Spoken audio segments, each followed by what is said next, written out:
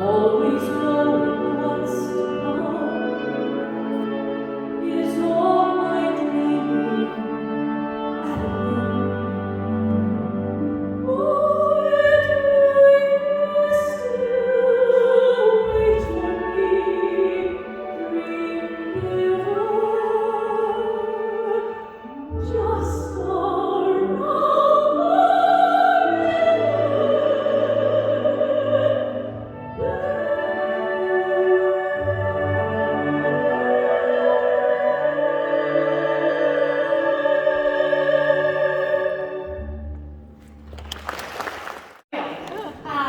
so it's so much fun. It's classic Disney. It is a lot of Mary Poppins, of course, and we have so many songs. But here I'm really setting myself up for failure here. But what song? There's so many sweet faces out here. What Disney song do you hope is in this medley? Changing Me. Oh, Changing Me? Yeah, you're getting that in Act 2, honey. That can't be a medley. She's a full moment. I love that you know that. So Changing Me, that's happening in Act 2. It was a song that was for the Beauty and the Beast, actually, when Tony Braxton was Belle, and I was the 15th Belle. So one of a kind is what you're getting here, ladies and gentlemen. And so I was able to sing that song, so I love that you know that. But Act 2, I'll let you have. I'll stare at you the whole time. But I won't make it weird, okay? Do you guys have any, I won't pick if anybody's too shy, that's okay. Does anybody have a hope or a dream that I hopefully can make come true? What about Part of Your World? Are you excited about that one? It's a small world after all. All right, everybody's a little shy, I get it. A tall woman with a microphone is asking questions. So, let's get started. You guys are going to know a lot of these, so please feel free to sing along, even if it's out of key. I don't care, I don't judge. I'm going to let this orchestra get us going.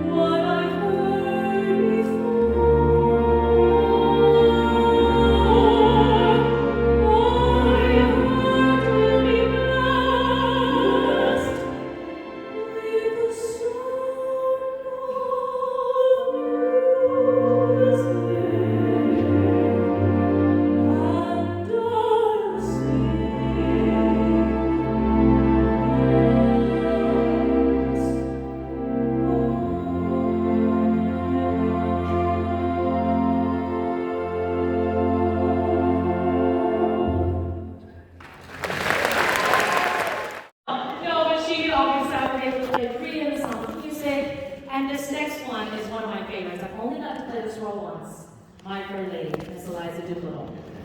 She's feisty, kind of like me.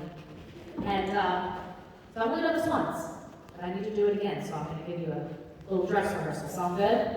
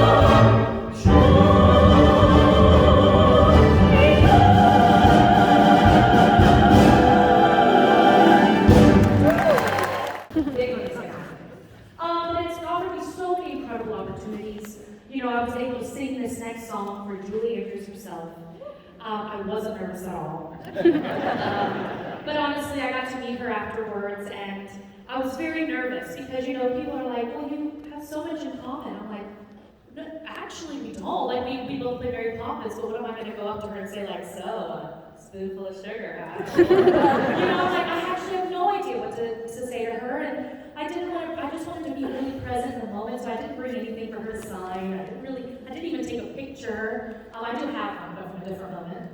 And I just wanted to be present with her, and, you know, and she was exactly who you want her to be. And what I mean by that is not just being Mary Poppins, but she was just a very grounded person who looked you in the eye and took time with me, and she was just such a real person, and it meant so much to me because she is an idol, I'm sure, of a lot of us in this room. And don't you love when you meet your idol and somebody you look up to so much and they're actually kind and nice? Isn't that so nice? And, you know, it's really disappointing when you love them your whole life and you meet them and you're like, wow. Dreams are squashed. So it was truly like everything that I wanted it to be, and I have that memory in my head of that conversation that we had. And she said, oh, Ashely, it is just I just feel so fortunate that I can pass my torch to you. And I said, Julie, I will take your torch any day. Any day. But she did say that to me, and it was just, I just had so many amazing memories. And I also got to perform Supercalifragilisticexpialidocious with Dick Van Dyke himself. Yes, and his legs still go higher than mine at 99. But you know what? We can't have one. But he is incredible. He actually has this love for barbershop. So I know it's so when I would do concerts or something with him, he's like, Ashely, you want to sing barbershop with me? And I said, obviously, Dick Van Dyke. You know, give me my harmony, and I'll try right in. But he has a love for that. So just so many incredible memories. But the great Richard Sherman, the Sherman Brothers. Anyone here know the Sherman Brothers? For those of you who aren't clapping, the Sherman Brothers they wrote the music to Mary Poppins, they wrote Parent Trap, they wrote It's a Small World After All. I do apologize for the earworm from earlier. You'll be singing that for weeks now. He also wrote, you name it, he wrote. He wrote the soundtrack to our lives. He wrote pop songs. And, well, Robert wasn't doing well at the time we were putting Mary Poppins on Broadway. But Richard was, and he was at rehearsal Richard Sherman was at our rehearsals every single day. And I got to spend so much time with him, and him and his wife Elizabeth became very, very dear friends. And I got to talk to him about why he felt his music worked and why it was so timeless. So I was asking all these questions. And he said, you know, Ashely, he said, my brother and I write so well together because my brother's always been a little heavier and more dark than me, like a little sad, like he's got a heavy life. And he was like, and I am always bright, and I see every glass is half full, and he's very childlike. And he's like, I think it works because my brother writes the music, and it's kind of like a little dark, and then my lyrics, it's always a positive message. And so the combining of the dark and the light are what I feel draws people in. Because every single person, every generation in this room knows their songs, and they're timeless, and they're continuing to circle around. That's why they did Mary Poppins Returns. Like, people want more of them. But I have to say, one of my favorite stories he told me is he worked very closely with Walt Disney when Walt Disney was alive. And he said that of all the songs in the Disney catalog, that this next song was Walt Disney's all-time favorite song.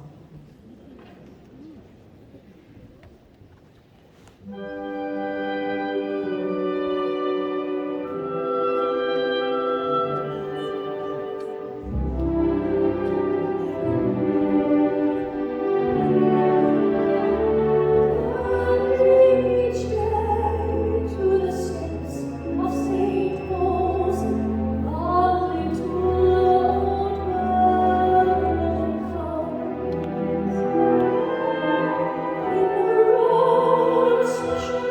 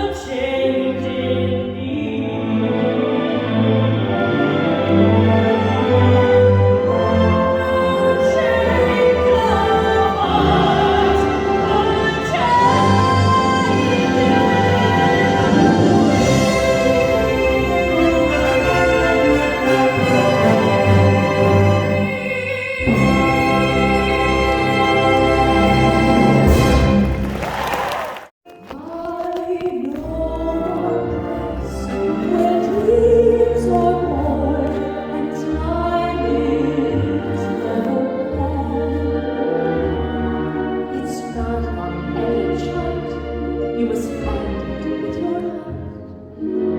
Never, never let it might be miles beyond the moon, or right there you stand. Just keep an open mind, and then suddenly you'll find never, never let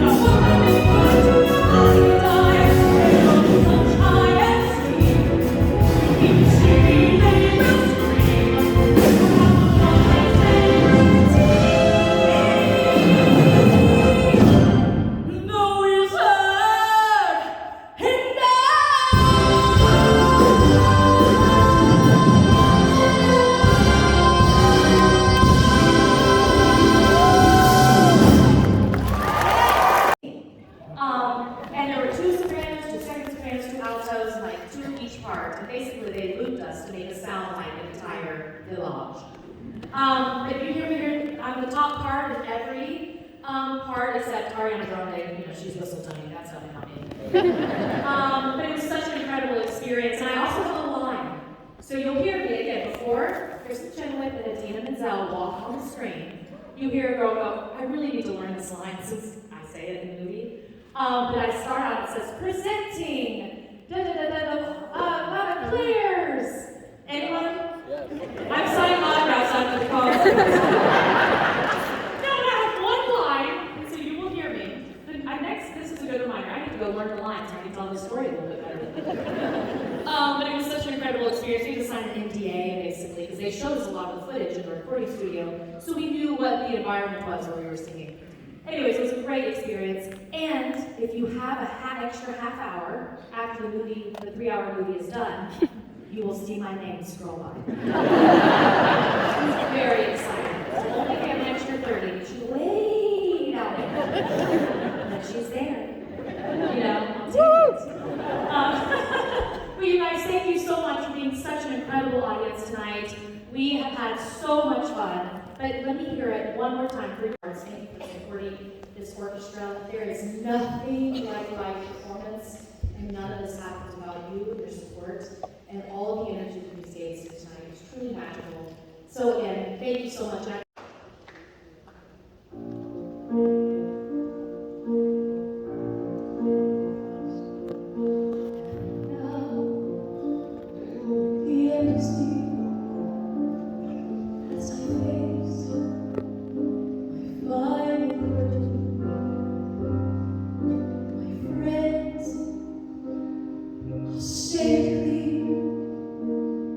State my case, of which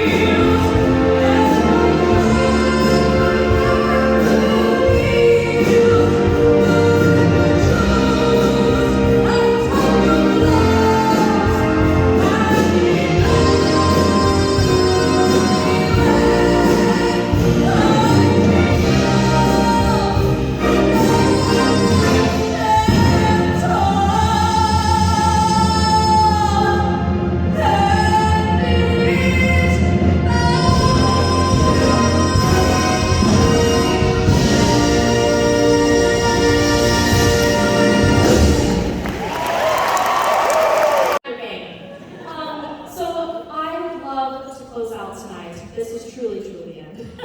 I could be here all night. Actually, I have. But this next song is the only song that I can say was written just for me.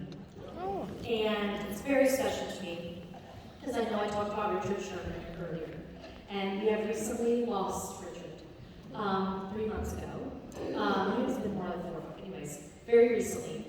And it's been a huge loss. He obviously had a very full life, a healthy life. It was great pretty much until the end.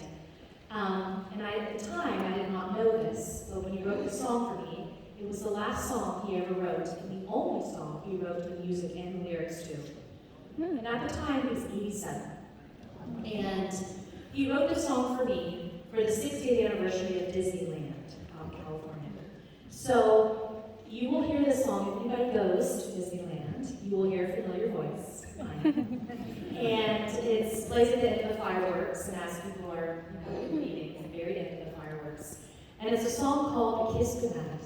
And he wanted to write this song because he said that's what Walt Disney always said. That that's what he wanted. That's what he does fireworks any place, any park around the world. It ends with fireworks because that's how he wanted to thank his patrons for being there all day and sharing the magic. And he wanted it to feel like a kiss goodnight to everyone that had spent the day there. And so I would love to share this song with you as a kiss goodnight to you all. Thank you.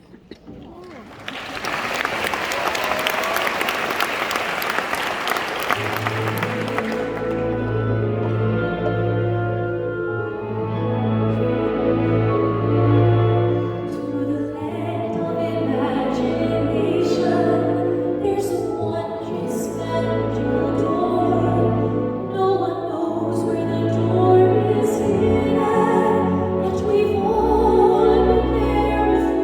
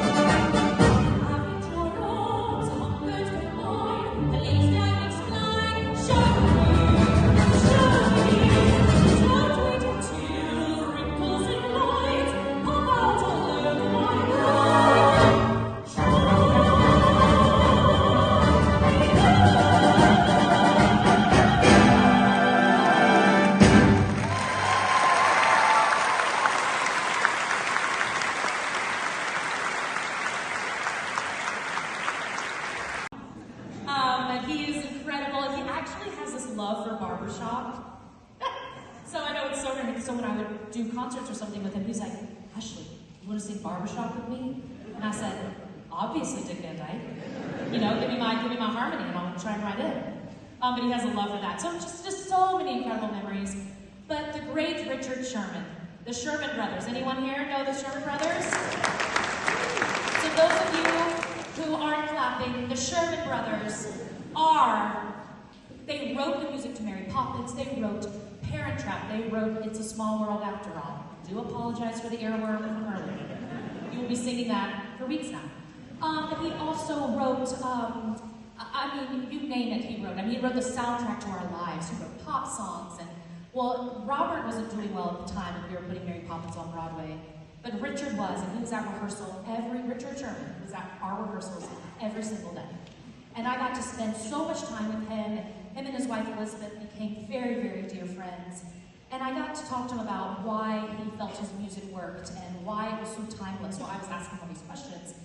And he said, you know, Ashely, he said, my brother and I write so well together because my brother's always been a little heavier and more dark than me, like a little sad, like he's got a heavy life. And he was like, and I am always right, and I see every glass is half full, and he's very childlike.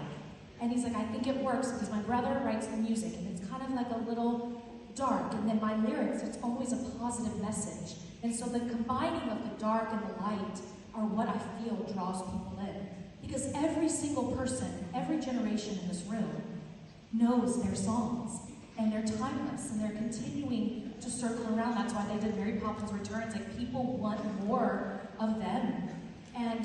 But I have to say, one of my favorite stories he told me is he worked very closely with Walt Disney when Walt Disney was alive. And he said that of all the songs in the Disney catalog, that this next song was Walt Disney's all-time favorite song.